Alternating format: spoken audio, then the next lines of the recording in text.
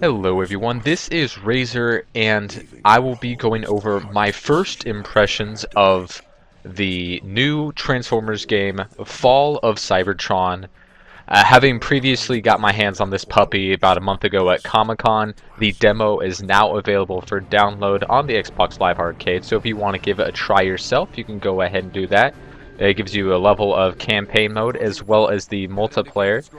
And what you're going to get with Transformers Fall of Cybertron is, of course, the sequel to the War of Cybertron, which was a fantastic game. So you're just going to get more of the same here. You're going to get a great story, fantastic graphics, a real cinematic experience, a great soundtrack, and just really good gameplay overall. Of course, picking up where the last game left off, where you're fleeing from Cybertron, having conceded it to Megatron, and now you're just trying to survive with the rest of the Autobots. So of course you're going to be controlling Optimus as well as Bumblebee and a couple of other new characters as well. What this game is going to bring you, which is different than the last game, a couple of new exciting things. Dinobots are making an appearance, which having grown up watching Beast Wars as a kid is pretty darn cool. And while this game is not gonna break any new barriers since it's the sequel, it does have a lot of new things to add to the mix, such as the ability to sprint and change hands of your weapon for better cover. And but this really isn't about the campaign, because it's gonna be a fantastic campaign. Give you a good chunk of time and a good experience overall, with also some difficulty into it as well. But the meat and potatoes of this game is going to be in the multiplayer.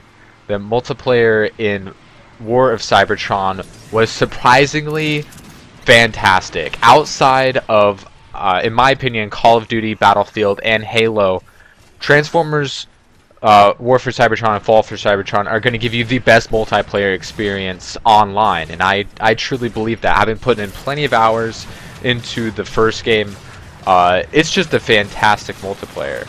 It's a ton of fun, it's really competitive, fast paced. As in the previous game, you got Infiltrator, Titan, Destroyer, and Scientist as your classes to choose from, so whichever you want to be, you go ahead and pick that, as well as specific weapons to those classes. But what's new this time around, of course, there's going to be new weapons, and there's going to be some changes to the existing weapons from the previous installment. But there's actually going to be more upgrades this time, which is no surprise, especially since the first game was so successful. There's going to be things like you could add the ammo capacity to your weapon, or increase the fire rate, or the cooldown, or stuff like that adds more elements to the game, and replayability as well. Yeah, specialty classes like the one that I'm using right here is the Scout class. You can turn invisible. And there's one that has a whirlwind melee attack, and you got the jet fighter if you want to be an annoying little guy flying around and like sniping people, and as well as healing your teammates. So there's a wide variety of different things that you can do depending on how you want to play the game. If you want to be in the thick of it with a big old gun, a slow-moving character with a lot of armor, or if you want to make your way around the outskirts of the level and just picking people off, or if you like just help supporting your team. This is a good old-fashioned multiplayer. People aren't going to be getting killed instantly like a typical first-person shooter. You can gang up on your enemies, and if you don't feel like going 5 and 4 every game, you can really hone your skills and have a fantastic solo experience. One person can turn the tide in this game, which is pretty awesome. The way I like to play the game is with the long shot weapons, like the heavy pistol or the sniper rifle, which is no surprise if you know a lot about me and how I like to play my games. If there's a sniper rifle that I could choose from, I'm probably going to be picking that gun, because I just like picking people off from afar, getting headshots, and getting on long killing streaks. And there's a real good balance of vehicle mode as well as your your robot mode and how you combat with that. There's a nice balance that you have to strike if you want to be successful. And I'm having a fun time in the Fall for Cybertron demo because I have a lot of experience in the War for Cybertron multiplayer. And so I'm doing fairly well, and I'm a little ahead of the curve on some of the other kids. So if you want to go ahead and give this game a shot, you know, the demo is completely free. You get a campaign level as well as the multiplayer, which is where most people are gonna heat sink their time played into. And it's really fun getting up on people with my scattergun and shooting the shit out of them. The melee seems to be a little weaker this time around. I know the melee attacks in War for Cybertron were fairly strong, and they don't seem to be as strong in this game. The shotgun seems, the scatter shot seems a little weaker, but with upgrades, I'm sure that gap can be closed in on. You know, the jets are always going to be rather annoying, flying around, hitting you with rockets. But as you can see in this game, I take down a couple. They're not that hard to take out. If you have a good shot, and you know, they're not that maneuverable around you. But if you want to you know, just get in the thick of things and get a kill or two and then die, you know, the heavier class loadouts are there for you.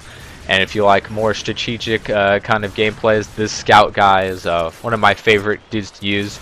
I could hit him from afar with a heavy pistol or a sniper, or I can speed up to him up close with my scatter shot and just, you know, destroy them with my shotgun. But of course, you know, there's a lot of balance to be struck in these classes. Like this guy, while he's fast and is decent from long range and pretty good at close range, he's gonna have, you know, very low armor. But you know, he also has the stealth capabilities. And the bigger guys are going to be heavy and slow, but pack a lot of punch and have a lot of defense. The jet dudes are going to be the most maneuverable, but they're also going to have the lowest health, and so they're going to be easy to destroy, but not unless you know how to fly those puppies around. As well as the vehicle modes. You know, the scout guys are just going to have a machine gun. The heavier classes are going to have the cannon or the rocket, and then of course with the with your Starscream loadout is going to have those homing rockets, which can be pretty annoying. But you know, there are countermeasures to that as well. They really make a good, they strike a good balance of the classes here. As you can tell by playing this game, some people are going to be using some classes more than others, but all of them are usable, and you can have fun in all four varieties. And with the more weapons that you can use, and with the upgrades and stuff, just increases to the replayability of this game. The multiplayer is a lot of fun, and it's where a lot of people are going to be putting most of their time into, as well as myself.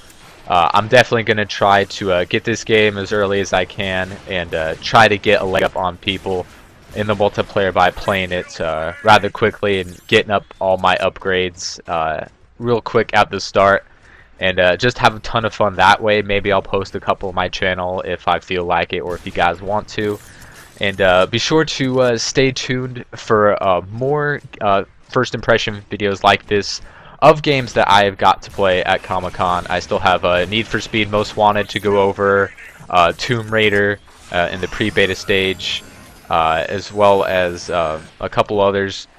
But that does it for my Transformers Fall of Cybertron review. Like I said, you could go ahead and download the demo at the Xbox Arcade. My final score here, nothing special, but a nice 13 kills, 13 assists, and 4 deaths. So, hope you guys enjoyed the video. If you haven't already, go ahead and check out my PlayStation All-Stars Battle Royale first impression. That video's gotten a little bit of hate because I mentioned Crash Bandicoot is not in the game, and for some reason people think that's my fault. So, if you haven't seen that, check that out. And do what you gotta do with all ratings and subscribing, all that stuff. So I'll see you guys later.